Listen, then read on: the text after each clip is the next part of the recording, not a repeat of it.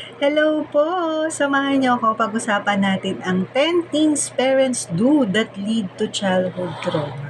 Alam niyo po ba na may mga factors na nagli-lead sa childhood trauma? And emotionally and psychological health po ng children ay talaga naman pong nanggagaling or naiimpluwensahan ng mga magulang kasi sila po ang kasama ng mga ito sa paglaki.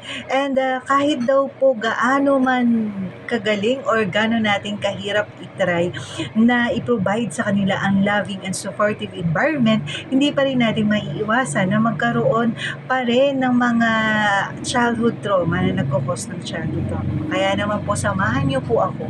Pag-usapan natin kung ano po ba ang mga ito. Unang-una na po dito, yung emotional or physical abuse. Actually, that is the top one topic. Automatic na, no? Kung paano po natin dinidisiplina ang ating mga anak ay isa sa mga reason kung bakit nagkakaroon ng childhood trauma ang bata. No, yung harsh discipline, shouting, and demeaning or yung panliliit or kung ano po yung mga bad words na nasasabi niyo sa kanila, nagkukos po yan ng long-lasting emotional scars and trauma sa bata. Kaya po dapat if papagalitan or may nagawa pong mali ang isang bata, dapat po ipaliwanag niyo po sa kanila kung bakit tayo nagagalit. Hindi po basta pagalitan niyo sila at sigawan, kurutin, paluin at kung ano man. Kailangan meron po lahat yan na explanation.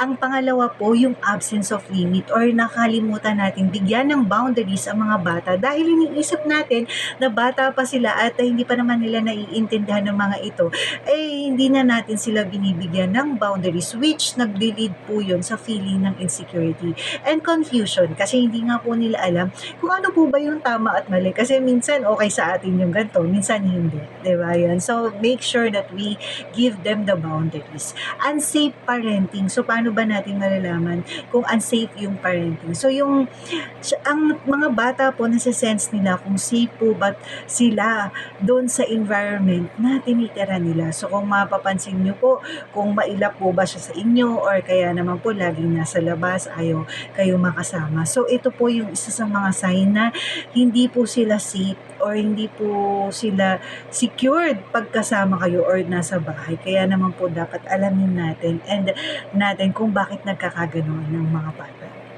Being in the presence of domestic violence. Alam niyo po ba, kahit hindi po sila nakaka-experience ng violence, pero nakikita nila sa paligid nila, nagkakos din po yun ng trauma. Kaya nga po kailangan ipaliwanag natin sa mga bata kung ano yung mga nangyayari sa paligid para mas maintindihan po nila ito.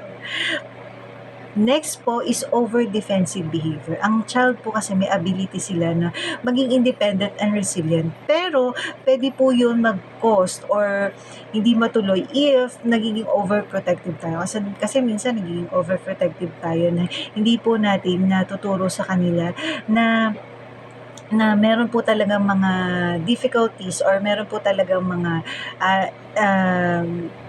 situation na kailangan ipaintindi sa kanila, no? And next po is not validating emotion.